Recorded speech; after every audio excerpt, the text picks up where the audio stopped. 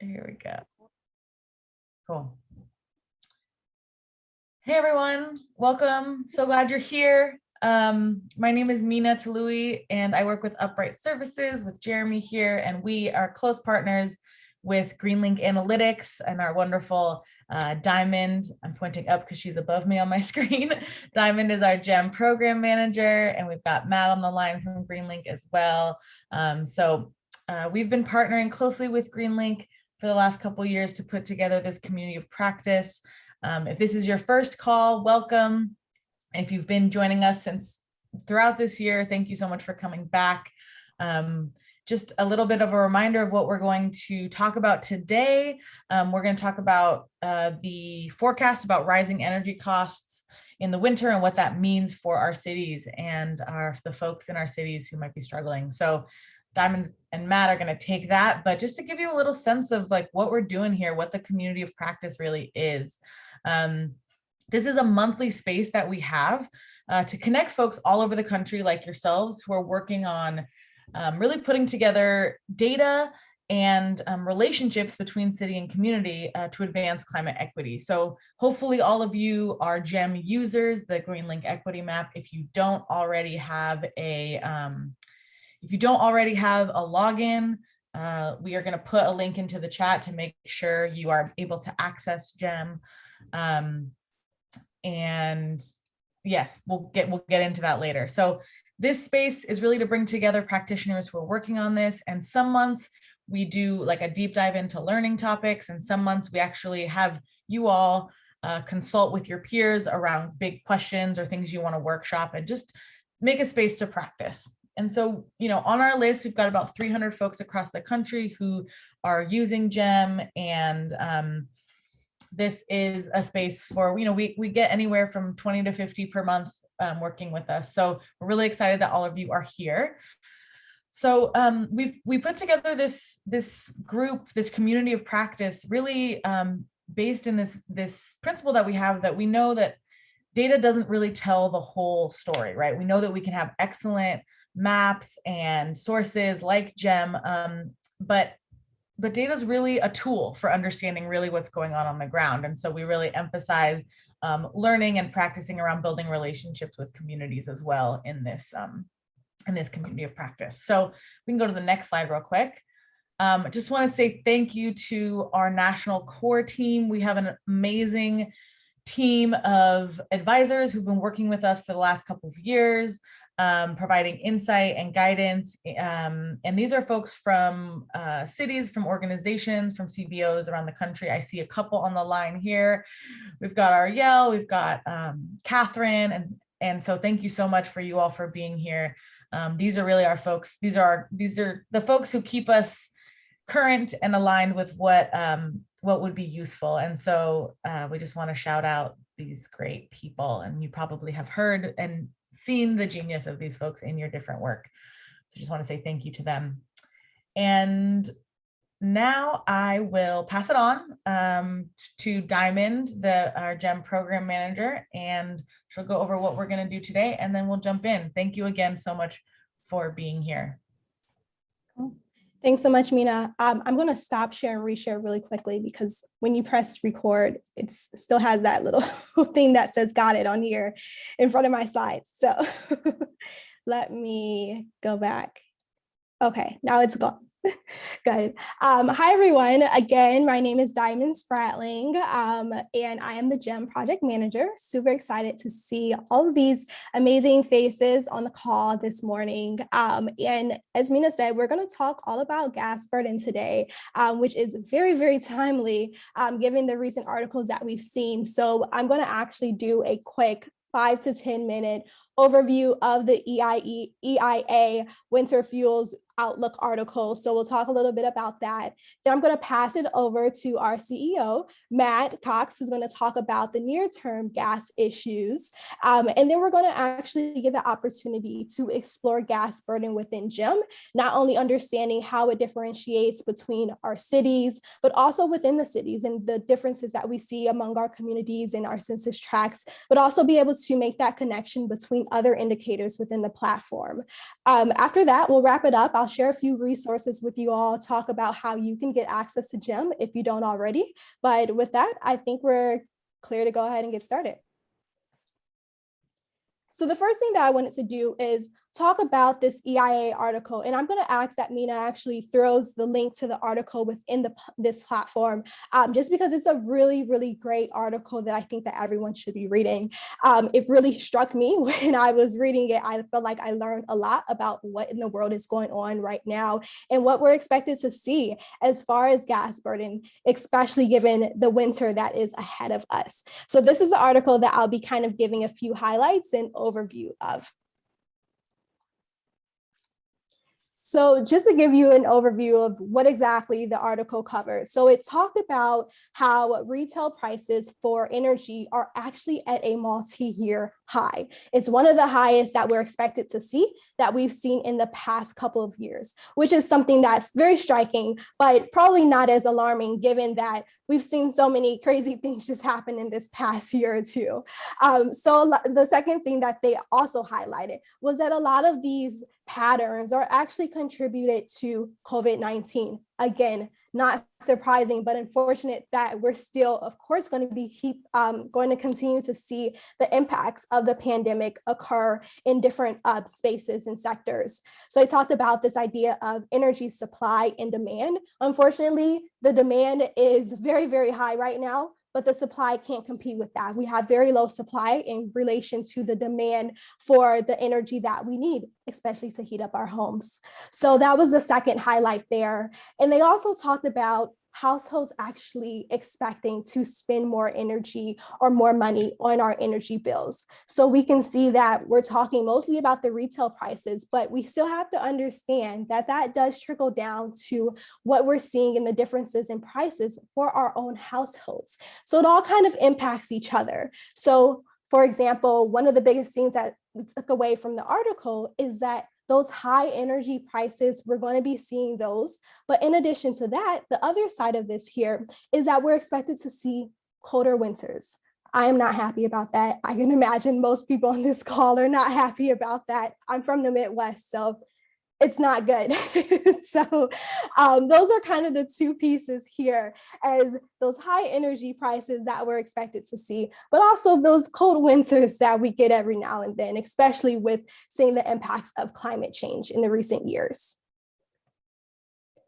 So here I've included this, this little chart here that I saw within the article that was actually pretty interesting and insightful to be able to see. So what they've done here is they've been able to do different forecasts and calculate basically what the percent changes or the increase in our energy bills from last year in comparison to last year. So they did their own forecast, but they also was able to look at if we had 10% warmer forecast. So if things were a little bit warmer, what type of differences will we see as far as an increase in our utility bills? If it was a little bit colder, which I'm hoping it's not, then we'll be able to see what those differences are here as far as our bills. And actually, I believe a majority of our households use natural gas. And so we can see here, if just looking at the natural gas column or row here, we can see that with a base forecast, we're expected to see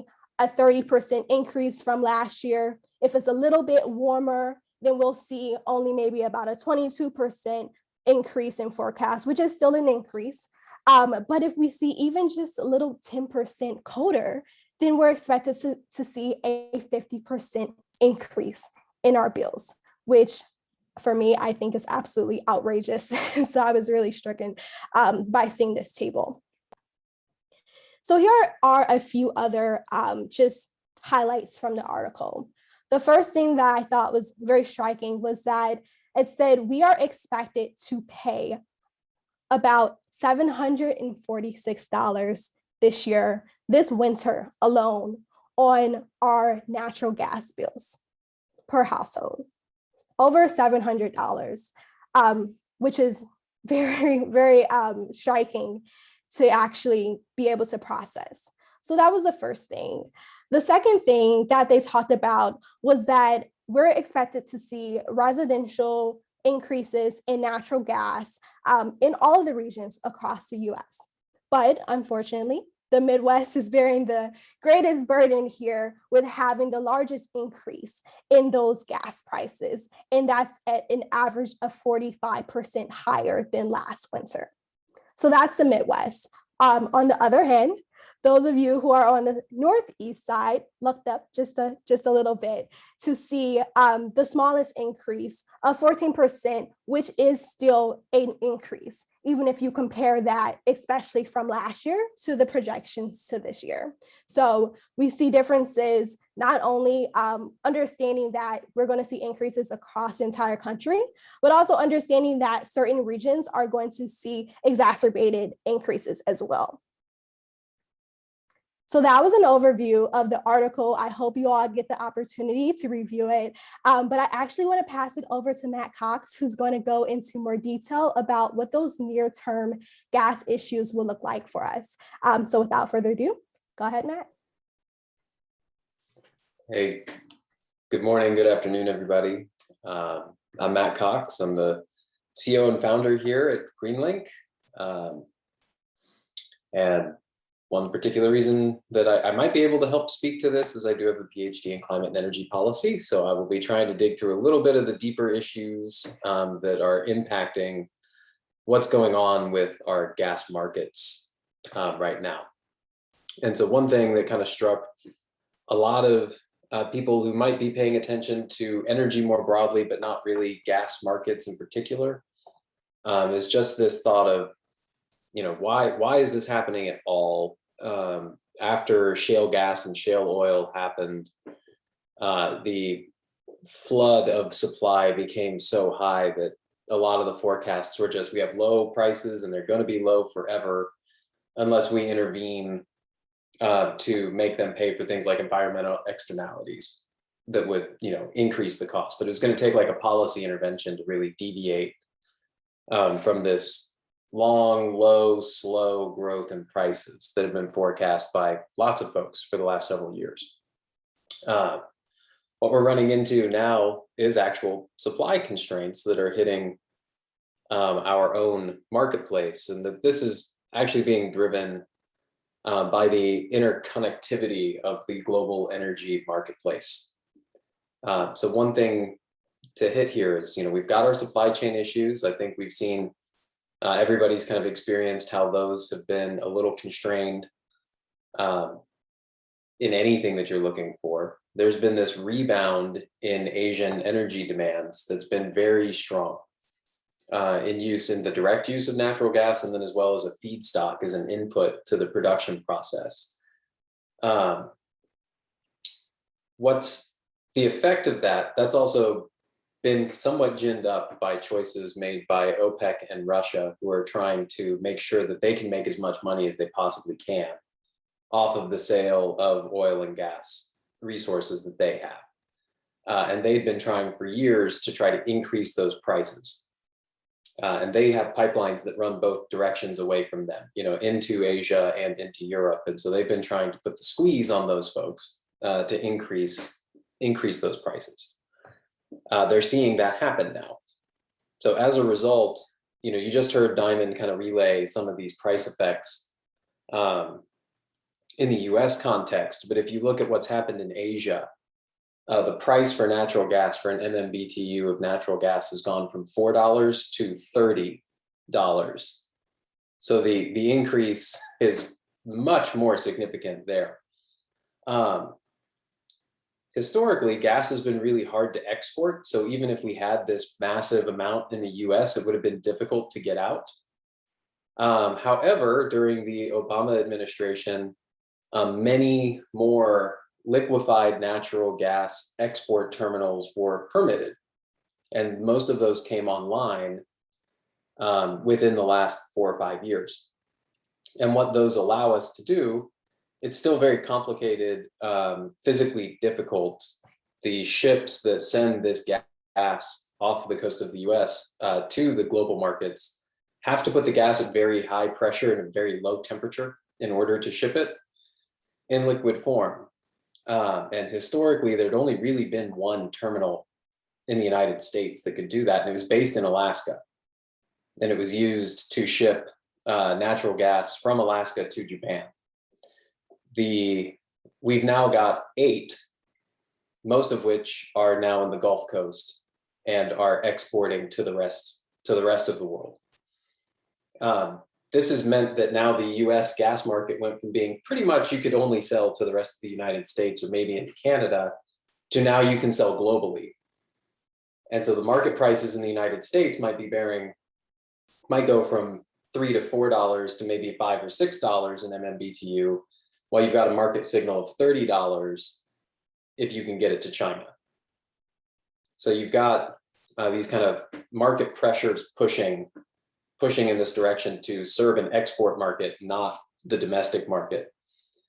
The last thing is that we've also seen a push from shareholders in the publicly traded fossil fuel extraction businesses who are wanting to see a higher return because things were depressed during the initial onset of COVID. And this has also led there to be slightly lower levels of extraction than you would have expected to happen.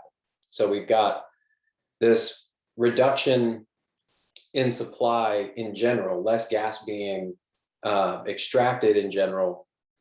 And also what is being extracted is facing a market situation where it'll be much more profitable to send gas abroad than it is to sell to the domestic market. So as a result, what we've seen already is that wholesale prices in the United States have actually doubled from where they were at the beginning of this year to where they are today. And we are expecting those to continue to go up. The next slide. I will tease out a little bit here around when we might start to feel the impact of all of this. So the gas prices that are faced by consumers will depend on the regulatory environment that they're within. Most homeowners or most residents are not exposed to spot market prices, which would be the most immediately impacted. But those costs are ultimately borne by customers. So they'll be recovered either through price modifications. So if you're in a deregulated market, that might be the next time that a contract is up for you. You may sign a contract every year with a distributor. And you would notice your next, I just did like 2 weeks ago, and it was definitely more expensive than it had been in the prior year. So you would see that kind of adjustment over the course of, say, the next 12 to 18 months.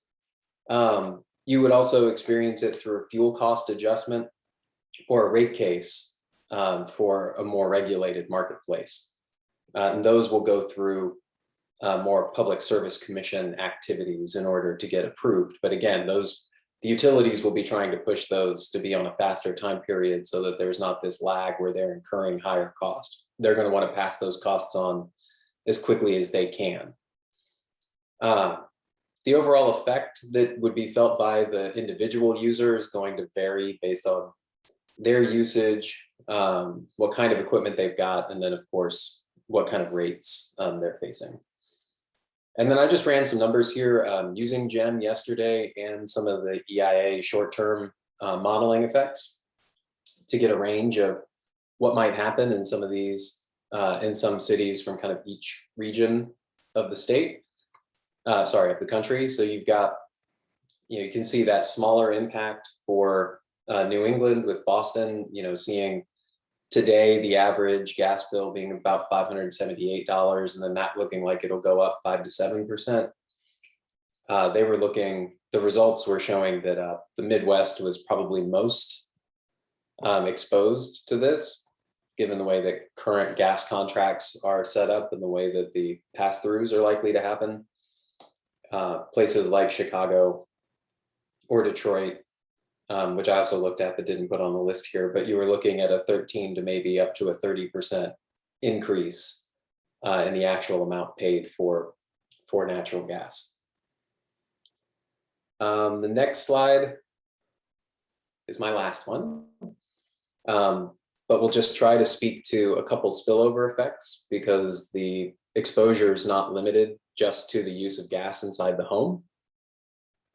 because natural gas is used in so many other parts of our economy. One big part will be power market exposures. And so you've got, and this is differentiated geographically. So in the Northeast and the Midwest, you tend to have more firm contracts for delivery. So the prices get locked in for gas that's going to go to the electricity system.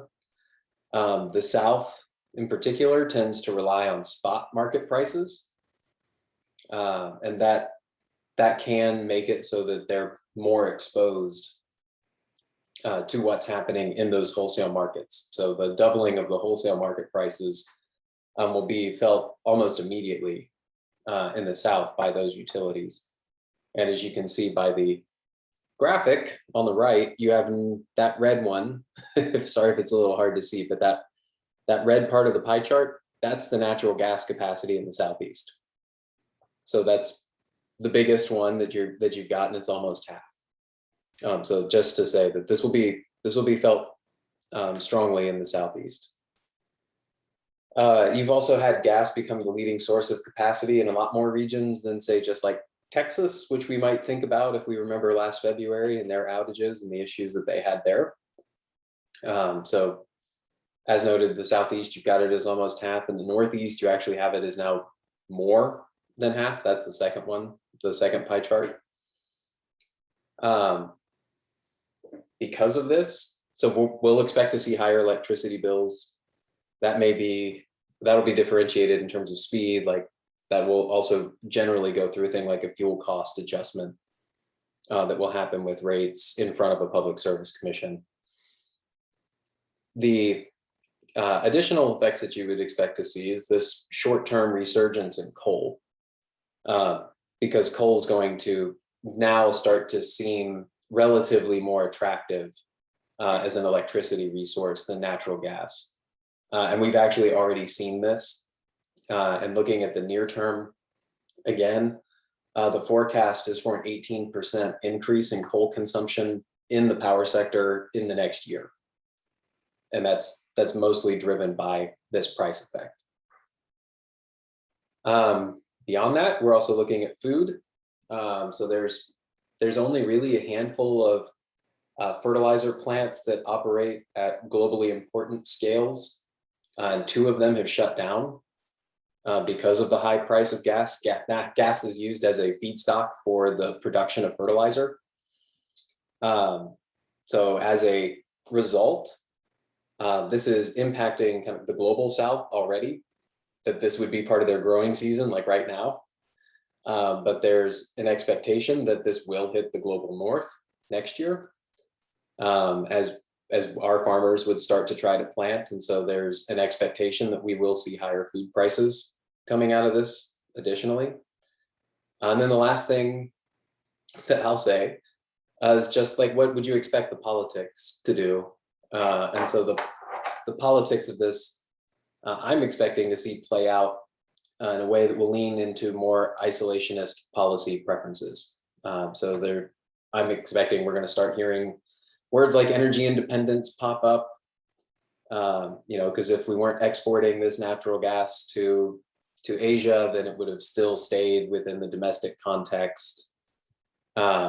National security, it's kind of like pick your best buzzwords of 2007 and 2008. Energy bingo is going to come right back, right back into where we are. Okay. I think that's it from me. Awesome. Thank you so much, Matt. That was very insightful. Before we move on, I just wanted to, while we have an expert on the call, open the floor if anyone has any questions. Yeah, I see a hand raised already. Stacy Miller, feel free to unmute yourself. Hi, thank you so much for hosting us today and for that overview, Matt. That makes sense because my contractor was showing up and he's saying how the price is going to double for gas, and it was Russia's fault or something. Anyway, he characterized it as an international problem, which I didn't understand, and there's more truth to it than I guess I realized. But for our purposes in Minnesota, we have a couple of gas companies that intend to increase their rates. And one of them, and this is in addition to the wholesale fuel costs that get passed through, like you described, but they're planning to build out infrastructure. Is it possible, and should we look into whether some of the capital expenditures they have for building out pipelines and such have anything to do with infrastructure that would go to one of these 8 ports you described for export? So I think you could look there, but the ones that I was describing are already operational. They're up and running now. There are many that are in the permitting process right now. So there's at least as many as there are operating that are also attempting to be permitted, mostly on the eastern seaboard and in the Gulf Coast.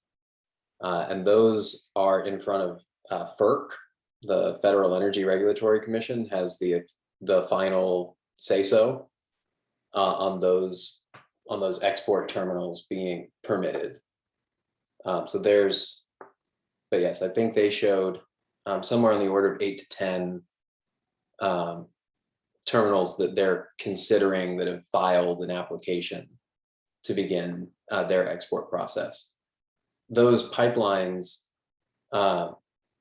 would have a potential to carry more gas towards those terminals. I mean, that's certainly the economic rationale for why they're being built.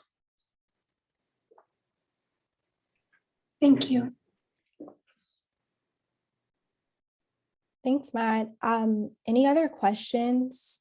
I can't see the chat. So if there are, I don't know if there's questions in the chat here.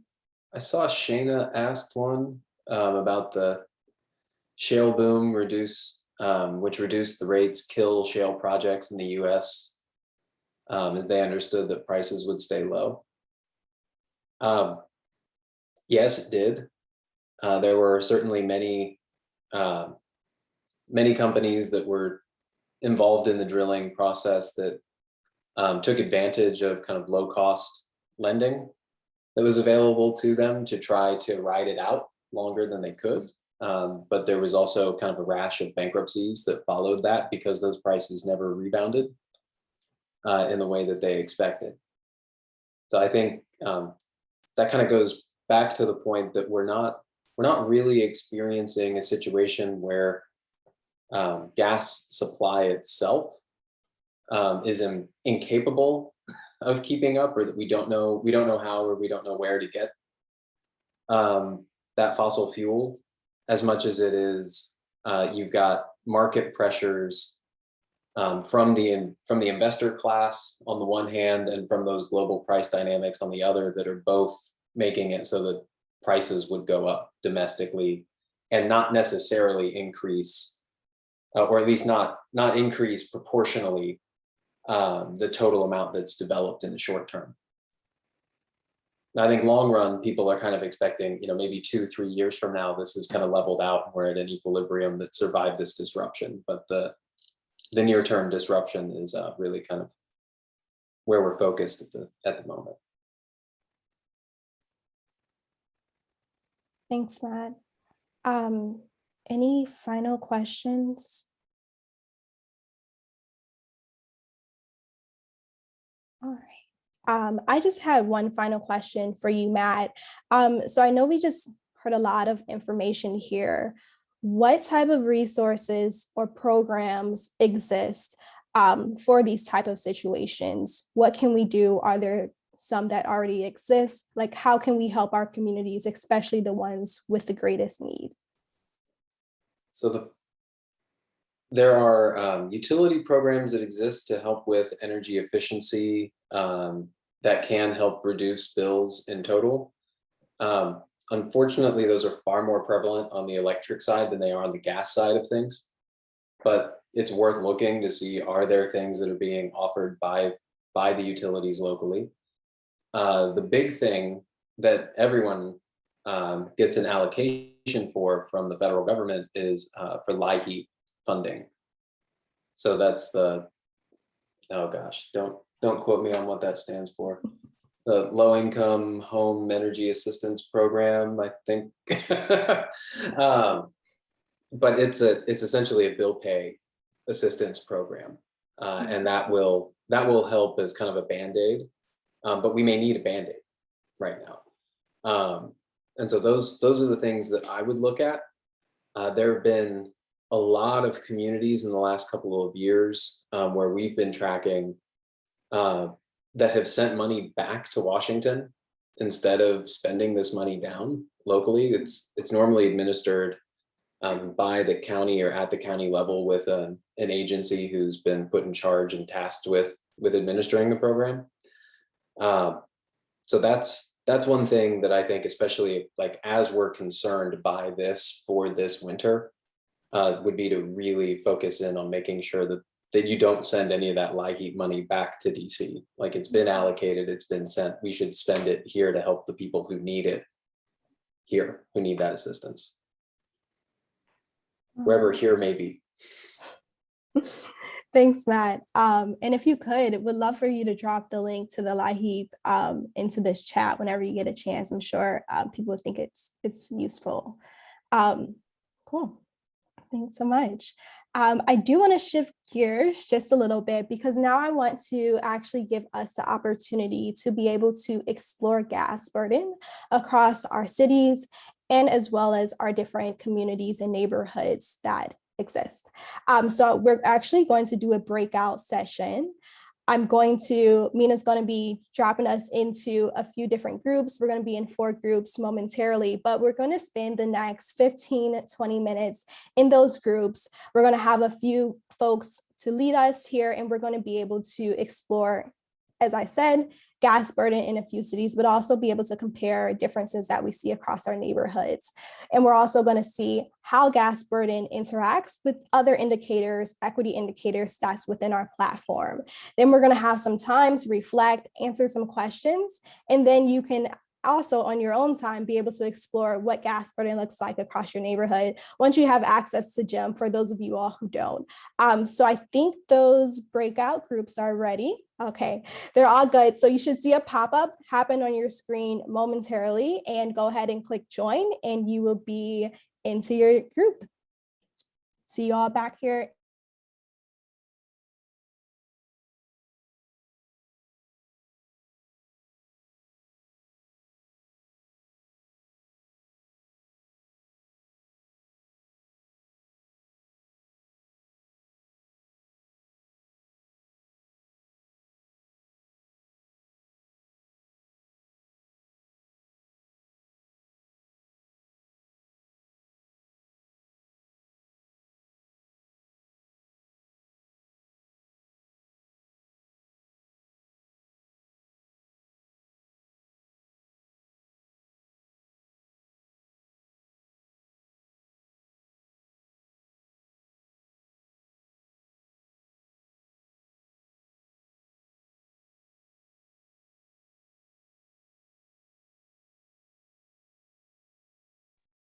Welcome back. Welcome back. I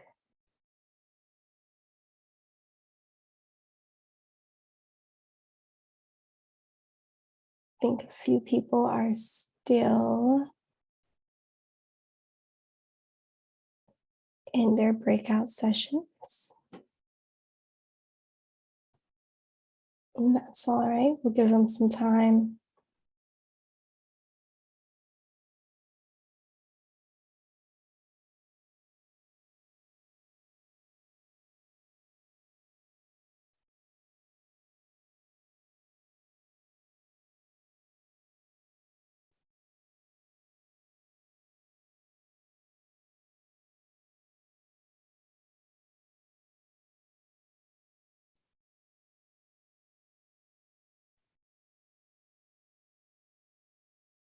Welcome back, everyone.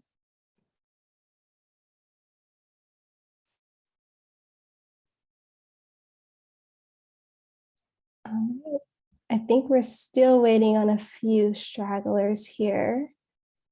I think everyone got pulled back, actually. Everyone's back? Okay, great. All right, so I'm going to pull up this slideshow again.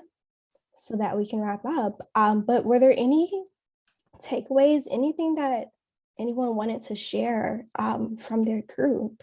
I feel like I had a really great group.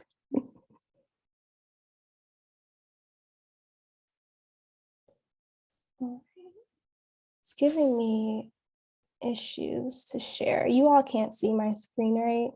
No. No, not right now.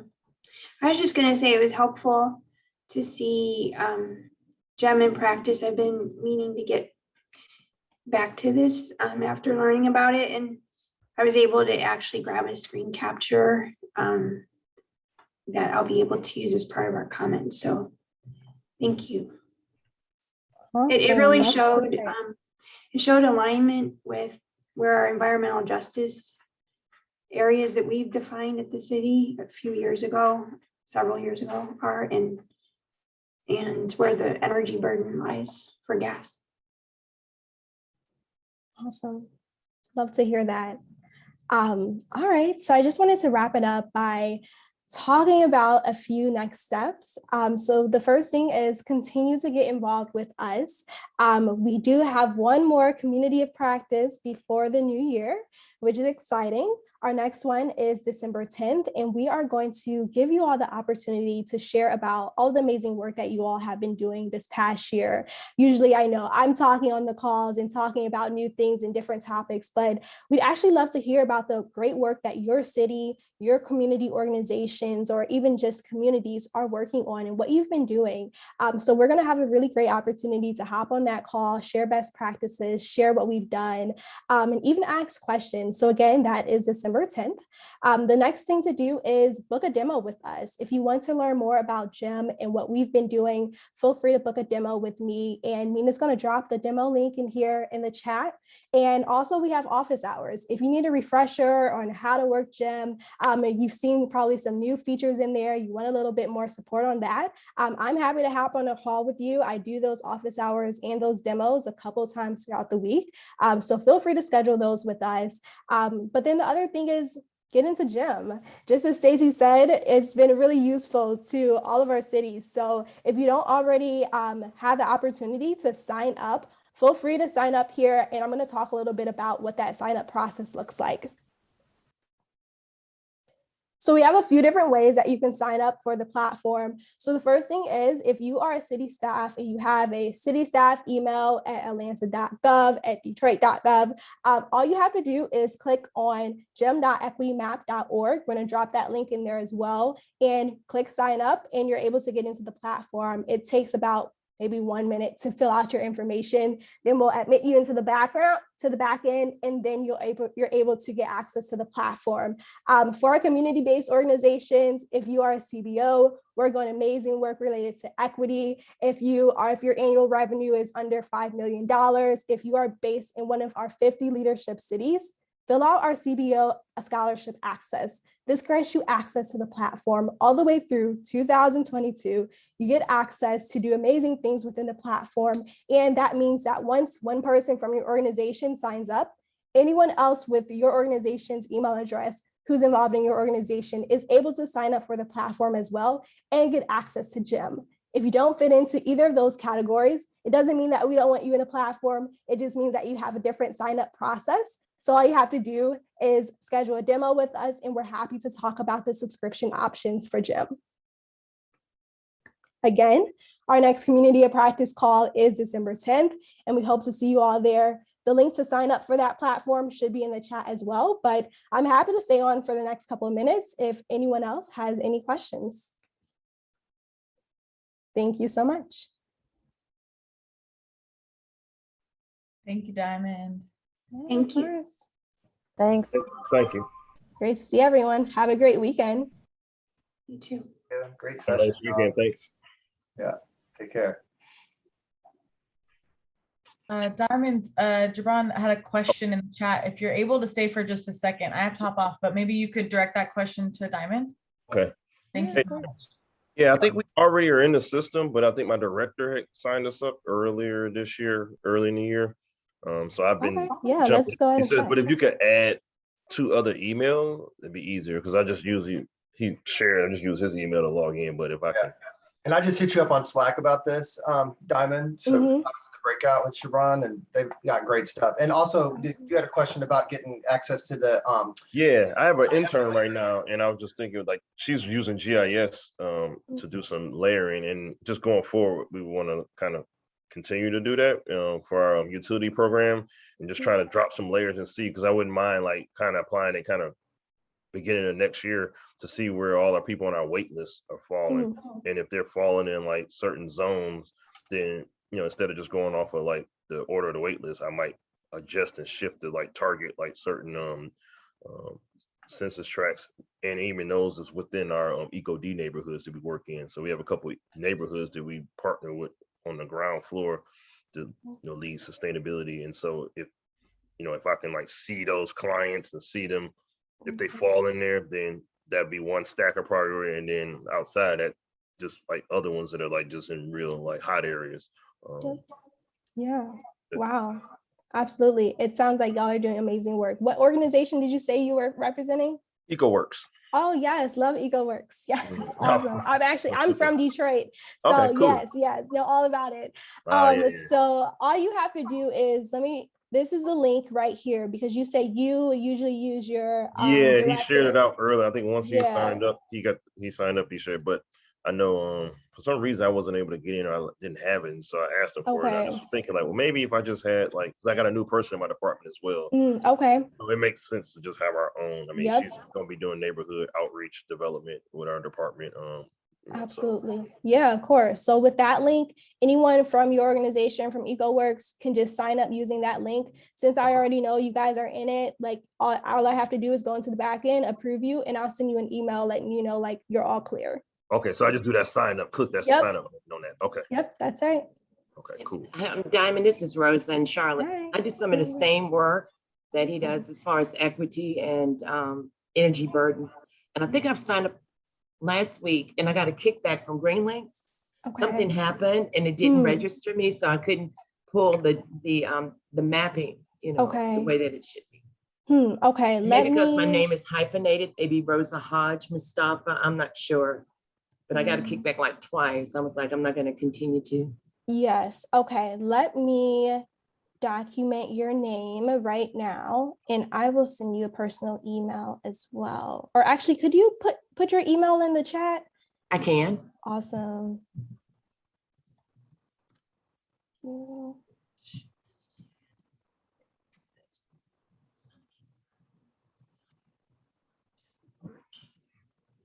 That's right.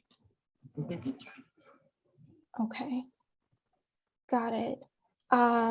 Okay, and I will email you from my personal email, and we will make sure that you are all set. I appreciate you. Yeah, of course. Thank you so much. Same here. Thanks, Diamond. Nice to meet you. Yeah, great to meet you both. Keep up the good work, Diamond. Thank you. You too. Okay. Bye. Bye.